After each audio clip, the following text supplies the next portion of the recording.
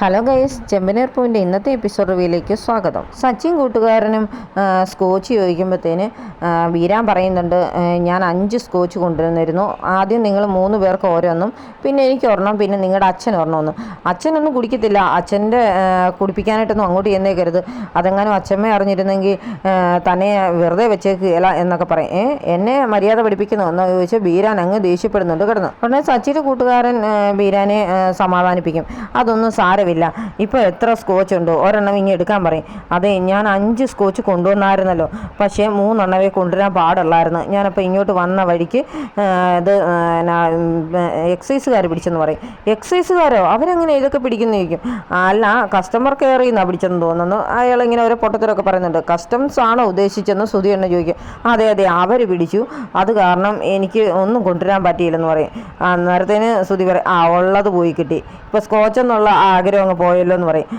അതെ, എനിക്ക് ഈ നാട്ടിലുള്ള മദ്യം കഴിക്കാനാണ് ഇഷ്ടം. അവിടുത്തെ സ്കോച്ചൊക്കെ കുടിച്ച് ഞാനങ്ങ് മടുത്തു, വെറുത്തു പോയി. അത് കാരണം എനിക്ക് ഇവിടുത്തെ നാട്ടിലെ മദ്യം കിട്ടിയാൽ കൊള്ളാമെന്നുണ്ടെന്ന് പറയും. അപ്പോൾ സുധി പറയും, ഇളയച്ച അങ്ങനെയൊന്നും മദ്യപിക്കരുത്, വീട്ടിലോട്ട് ചെന്ന് കഴിഞ്ഞാൽ ശ്രുതിയൊക്കെ വഴക്ക് പറയും എന്നൊക്കെ പറയും. നീ ഒന്ന് പോടാ, എനിക്ക് ഇച്ചിരി മദ്യം കിട്ടാൻ വല്ല വഴിയുണ്ടോ എന്ന് സച്ചിയോട് ബീരാൻ ചോദിക്കുന്നുണ്ട്.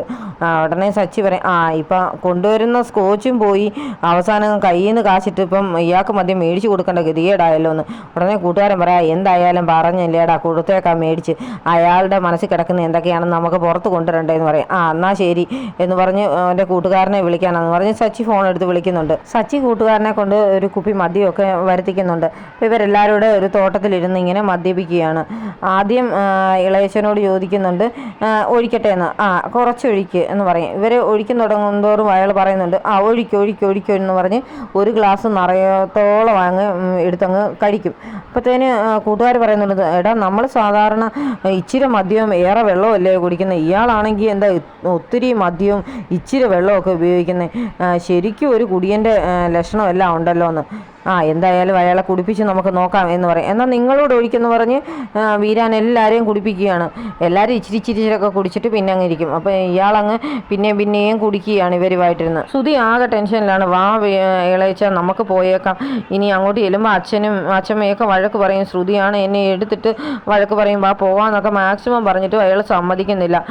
ഇവൻ ഇങ്ങനൊരു ആളായി പോയത് എന്നൊക്കെ പറഞ്ഞ് മദ്യം എടുത്ത് ശ്രുതിയുടെ വായിലിട്ട് വയ്ക്കുകയാണ്. ഉടനെ എല്ലാവരും പറയും, അവൻ കുടിക്കുകയല്ല, അവന് കൊടുക്കരുതെന്ന് നിർബന്ധിച്ച് അയാൾ അങ്ങ് കുടിപ്പിക്കും. ഏറെ കുപ്പിയോടെ എടുത്ത് ശ്രുതിയുടെ വായി കമത്തുന്നുണ്ട്. ശ്രുതി അന്നേരം തൊട്ട് കിറുങ്ങി അങ്ങ് നടക്കുകയാണ്. എല്ലാവരും പിടിച്ചിട്ടും നിൽക്കുന്നേ ഇല്ല.